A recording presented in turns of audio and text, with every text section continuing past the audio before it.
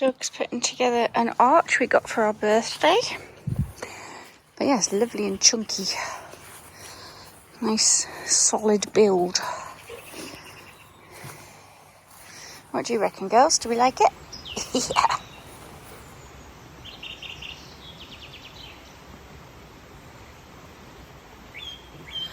Morning all. It is Saturday today, I think. And it's the only dry day that is forecast, so I am going to tackle some of the pruning on this hedgerow. Some peonies that need cutting back, and this rose here is just heading for the sky, so that means chopping back a bit. So that's what I'm going to do next. Now, I'm a firm believer in leaving things to die back, but these can get a disease if you don't cut them back.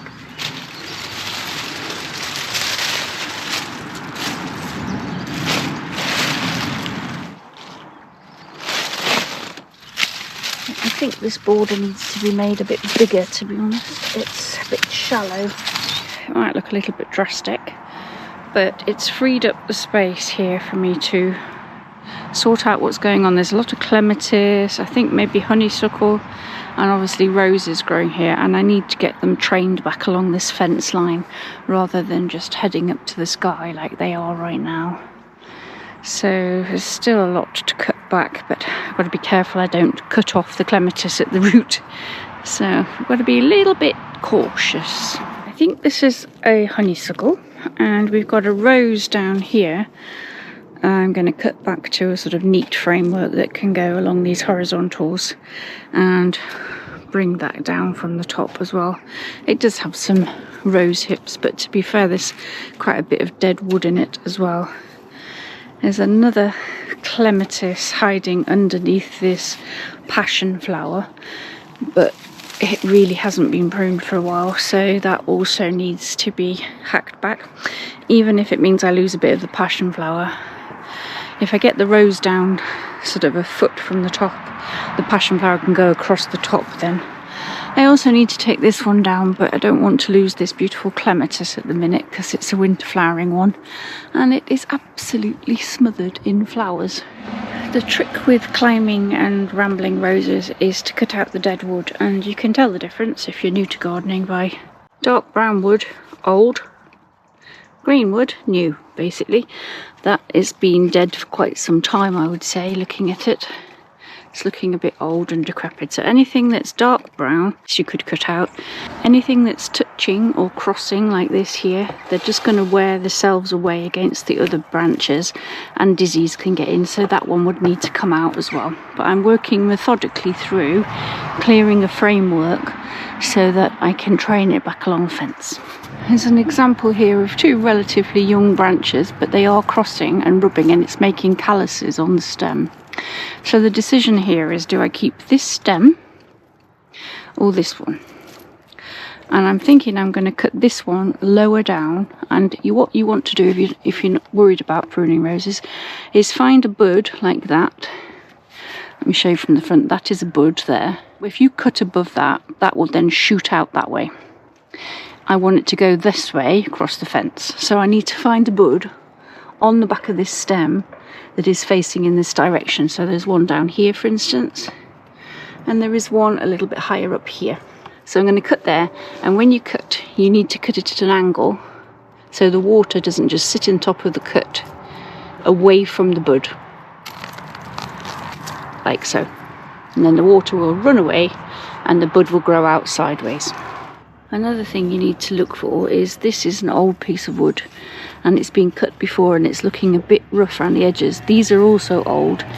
If there's nothing new coming off it, it might be actually worth taking that out right to the bottom, because we have got a big stem here that's got lovely green growth coming out of it right down to the base. This one I think is mostly dead, but I'm going to trace it back behind this clematis before I chop it off, just to make sure there isn't any new growth, because it looks pretty dead to me all the way through there.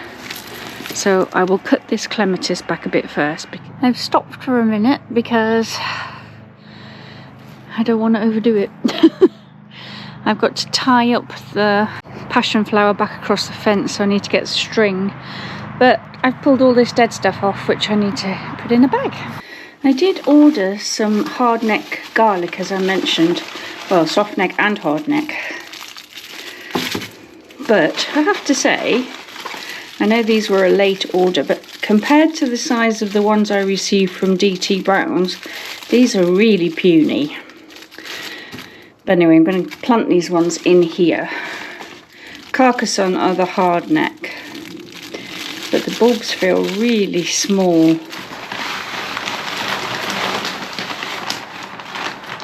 Right, I've put 2 bags in, which has filled it up enough, I think, but I do need to water it a little bit.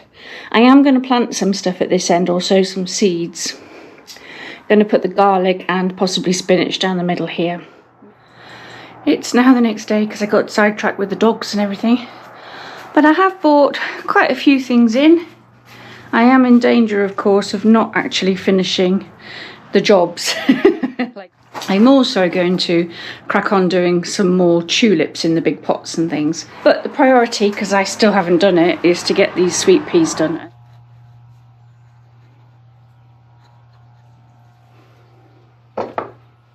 This one is Fire and Ice, and as you can see, these were the ones that needed to be soaked, and 6 of them, sorry about the dogs, have swollen and created shoots, and the rest haven't. I think I'm going to plant these 6 and put the others back in to soak for a little bit longer. So I got the perfect 12 on a Matakana. The packet says 10, obviously they give a couple of spares just in case. It was just the Fire and Ice that was a bit of a problem, but these I'm going to top up with some soil, pop the label in, give them water, and job's done. What I am going to do with the ones I sowed earlier is pinch the tops out now, because as you can see they've got shoots coming at the bottom. This will help them to stop getting leggy and help them to bush out. The onions have actually started shooting, and the garlic and the onions in the garden are romping away. Can you see the water drops on the end of these grasses? Oh, I actually caught it on the end of my finger. Expiring, basically, just expelling water they don't need. It's quite damp in here, so the foxgloves that I did get around to transplanting have grown quite well. I have, however, still got to do these ones, and I need to pot these on into bigger pots. I think next up I might put these into the bigger cell trays, because again the roots coming out the bottom. They are forecasting the cold weather to start soon, so I really do need to get on with planting the perennials that I still have to get in up in the woodland. Yes, I still haven't finished that job. Give that a jiggle. And I'll actually take you out and show you what I bought at the garden centre. So first up is this beautiful camellia, which has got a lot of big buds on it, and is Ruby Wedding winter colour, so that's February to April time, and it's perfect under light woodland beneath deciduous trees. They do particularly like ericaceous compost, but then woodland areas tend to be slightly more acid, but I will put some ericaceous in the planting hole and top dress with it as well. We've also got a choicea, Mexican orange blossom, basically. These beautiful white flowers that smell amazing. That says, sorry about the dogs, sun or partial shade in a sheltered spot. It has fragrant white flowers from spring to early summer. So they do a sort of yellowy leaved version, but that likes full sun, whereas this one can tolerate partial shade. And I also bought a bigger hellebore. Look at the leaves on that, isn't that beautiful? And it has these pinky buds which open to a white flower. And this one is called Wander. And when it's not flowering, they have these beautiful big green waxy leaves. So I got those. I also got these more cyclamen for the front garden though, just to replace my geraniums that are in there. So yeah, so I got those 3. So they're really pretty, aren't they? What I did do at the weekend, which you will have seen, is clear this fence. I'm not sure I showed you how I'd finished it, to be honest. So I have chopped back almost everything, to be honest. The peonies were down here, that's what those are. This passion flower it was just smothering everything. I think we worked out that this is a magnolia, but I'm not completely convinced. But now that fern that I found when I was doing the woodland has got a little bit of light now. I'm going to actually make this border deeper, probably out to here somewhere, to be honest. We've got acres of space, and I might have to move the agapanthus forward, but the rest is fine. The peonies are really tall. The rose I have pruned back quite drastically, as you saw earlier in the video, but I can't actually cut this one back yet because it's got all these beautiful clematis.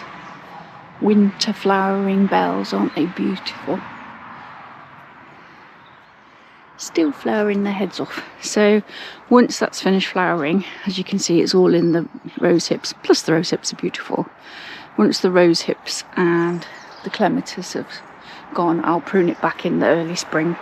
But there was a clematis there, I don't know what that is, to be honest. It might even be honeysuckle. Peony, I think there's a clematis there. There's definitely something growing vertically there, and there was a dead thing behind the passion flower. So we'll wait and see what comes up in the spring, because obviously most of it was over by the time we got here in the end of July. But yeah, there's plenty of space here to make a much bigger border. So now I've got 3 big bags of stuff that I need to deal with. I mean, there's already 3 big bags of stuff to shred around the back of the old shed, the falling down shed. So this is what I took off, part of what I took off that fence, plus this one, and that is all the leaves from the front garden that we cleared off, but there are even more now. So Doug built the arch, as I showed you as well. That's not in the ground yet, but we've decided to line it up with the patio window. I'm going to put a border each side. I'm going to put climbing roses. I may put a bit of trellis along here and back to the corner to stop people jumping over the flower border. It also means I can put more climby things here and pots in the corner on the patio area. So I want pathway out of here, basically, border along here. I may put another arch in opposite the lounge patio window for symmetry. Look at the state of her. Have you had fun with your friend? Yes, they've been running around. Unfortunately, Bonnie's like a sponge and absorbs all the mud, all the water, all the grass. Because I've never grown garlic indoors before. And I did do a video about growing garlic and onions, which you can catch up with later if you missed it. Planting them about 4 inches apart. So I've got a bit of a gap at this end, but I can put something else in there in the springtime. So I'll label them, cover them up, see how they get on, give them a water.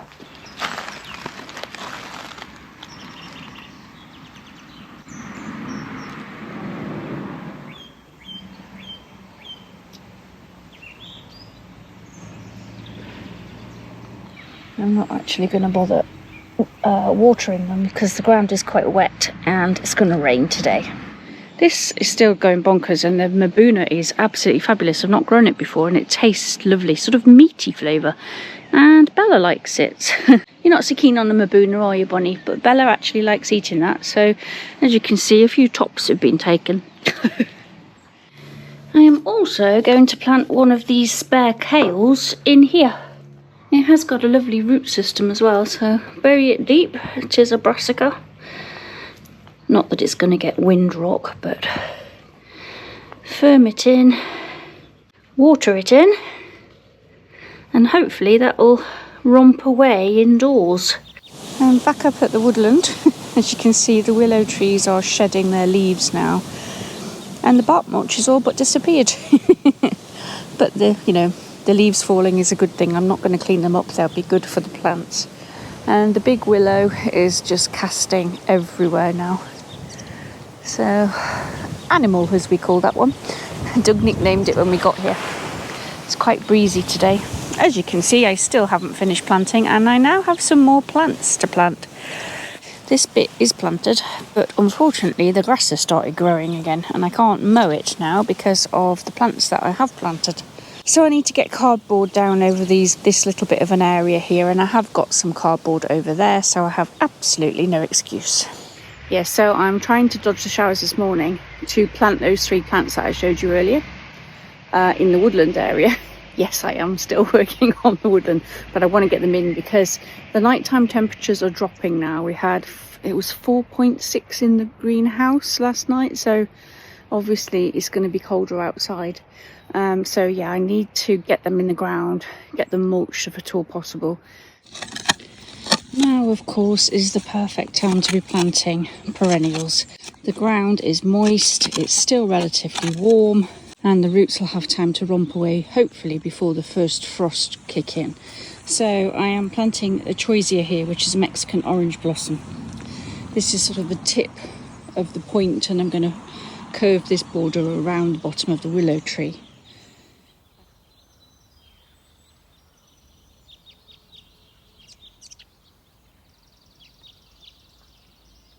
The sun is shining, the sky is still blue, but it is potentially the last day we're going to get that's going to be warm, because rain's forecast, swiftly followed by wintry showers, it says on our weather forecast. Nighttime temperatures are also dropping down to 1 or 2 degrees, so there is a big risk of frost. So what I need to do is collect together some of these pots that are lying around and get them put into one of the greenhouses, just to protect things a little bit. And there are things everywhere, so I need a really good tidy up, as well as finishing that woodland that I started again yesterday.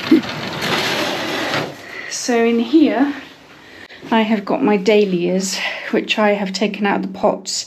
If they were in the ground, I would have been tempted possibly just to cut them back and put a big thick mulch over the top, but they were in pots that I can now use for some more of my tulips. And now is the perfect time to do your tulips, because it's getting colder. The cold will stop them from shooting too soon, at least, and potentially getting diseases. I just noticed my wind chime, which I'm going to put in my other greenhouse. I did wheel my wheelbarrow in here yesterday from up in the woodland, because it rained again a lot yesterday afternoon and evening. Actually, what I might do first is empty out these strawberries and get this raised bed finished. There's a lot of things to tidy up, and I'm feeling a little bit pressured because, as I say, the weather is not looking that promising. So I can only do what I can do. We're both getting a little bit of a cold at the minute, so energy levels are quite low, but we're going to do our best. So I'm going to start with this, because that's a fairly straightforward job, I think. Right, that's them in. They look like babies because I've cut most of the leaves off, but they weren't this year's babies, they were last year's babies, so they should fruit really well this year.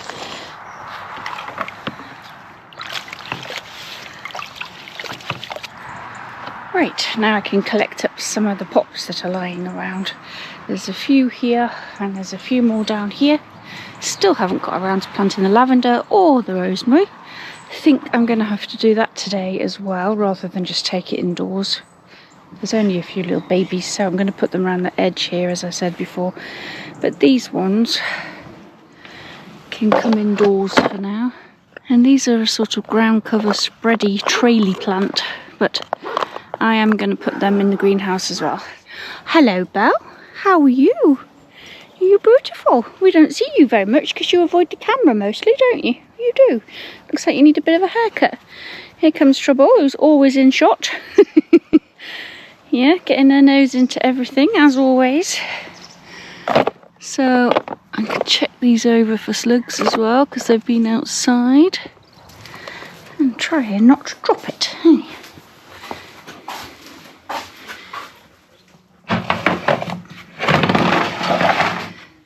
These shelves are great. Kind of wish I had one on the other side now. But I think I might have to bring in a temporary table over the bed while I'm not using it for the springtime sowings, because I've already got a lot of seedlings in here. And when I start doing the spring crops and spring flowers, I'm going to run out of space really quickly, aren't I? Right, let's get these little baby lavenders in. It's got a bit of grit in it already, I think. But I'll get the weeds out as well. We don't want those in. Certainly don't want sticky buds. It is quite wet here. Right, okay. This, I think Photinia, I'm not quite sure. Red Robin is it called, or something like that, has actually put on loads of new shoots since I chopped it back. As you may remember if you saw the earlier videos, this was a tree. It was way above this bay tree and it was shading it out quite a lot in the afternoon. So we decided to be brave and chopped it down. And I'm glad we did, because it is shooting from the bottom and the greenery looks lovely and fresh. There's a bit of gravel and grit in here already, but I am going to add more because even though it's a raised bed, the base of our garden is clay. Let's get the first one in, minus the weeds and the moss. They are quite small, and they were just self-seeded babies from my previous garden. And they've got quite nice roots on them though. So hopefully, give that a bit more grit then. We will thrive. Anything that gets in the way I will trim back. I'm not averse to hacking things back. As you will have already seen earlier in the week when I did that fence. 4 baby lavenders done in what, 5-10 minutes? Been talking about it for weeks. It is done. Bit of procrastination now. I'm supposed to be doing the woodland, but we've put the bird feeder up instead. But we can see it from the greenhouse, so that's a perfect spot. Well, here I am again. It's only taken me about 3 hours to get up here this morning. I've been procrastinating, gathering pots together, planting lavenders and putting up bird feeders and having coffee. But I have bought the drill with the auger bit to drill some holes to plant some of these bulbs, because in fact I got all the shrubs in yesterday. I got my camellia, my hellebore, that's a Dutsia, this is a twisted hazel. Oh, it's got little catkins on it as well, look. And we've got the mahonia here. So that's all the shrubs that I've got at the moment. I want to get some bulbs in, then I can put more cardboard down and start moving the mulch. Right, so that is quick to get the holes in and to get the bulbs in the ground, but now I have to go over all those holes with some compost. There's another blasted acorn in my compost bag. These squirrels just take the most inopportune moments to... They must have planted about 4 in here so far. Yes, the next shovelful has 1, 2, 3, 4, 5, 6, 7, 8, 9, 10. And as you can see, there are a few more in the bottom of this bag. I had the top folded over, so they've obviously been in the bag. I've just planted 3 primulas here. Let's water those in. The ground is quite wet today because we had a downpour last night.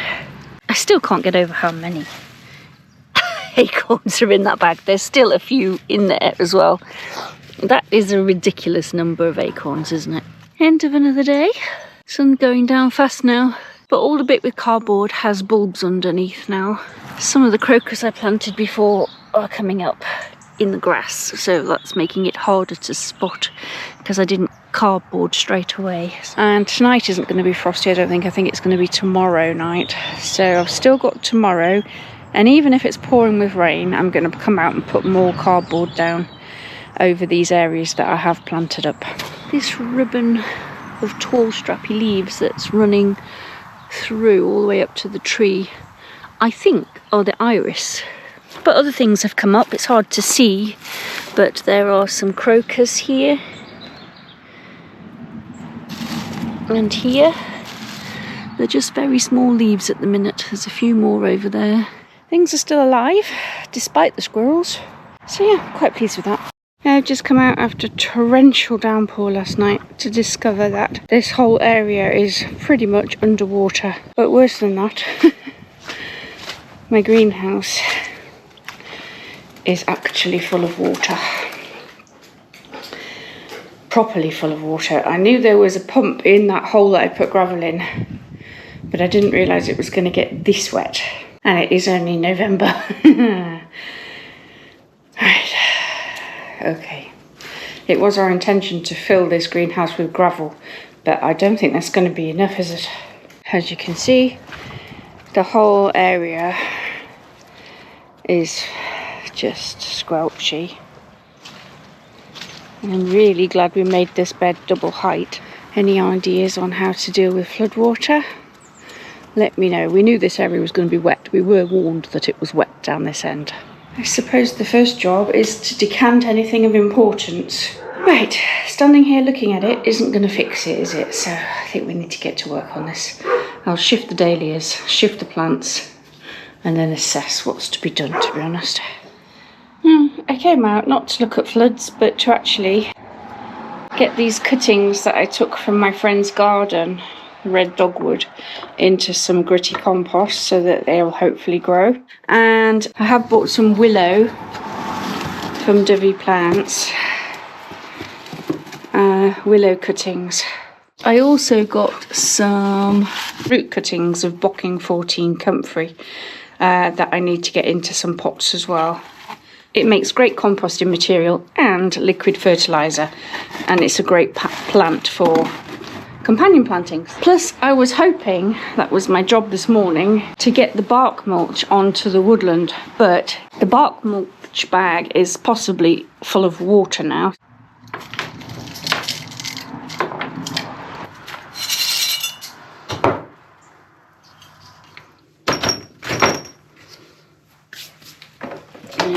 These have been cut for a couple of days. I'll take the bottom off just below bud here.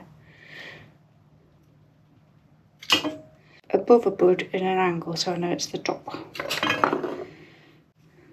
Use a little bit. So we've got flat end at the bottom, sharp end at the top, and I'll push it in around the sides.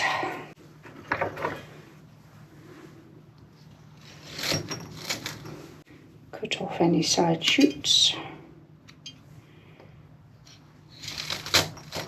We'll water those in, put a bag over the top to keep moisture in if at all possible. And once you start seeing leaves shoot from the buds, it should mean that they've rooted. It may take a while, but now's a great time to be doing cuttings. I think we can safely say the pond holds water, given that you could see all the gravel these pots were standing on, and it's actually in the bog area as well now. Okay, so I need to bear in mind that I have a wet garden. So yeah, that is one full pond.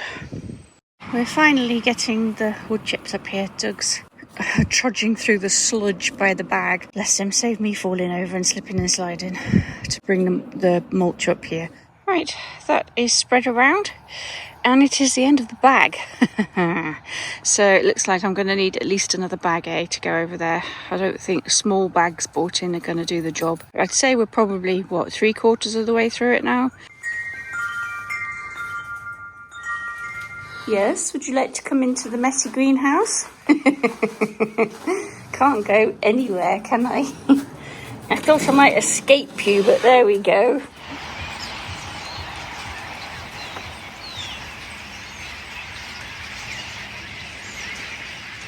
Wow. It's years since I've seen this many starlings.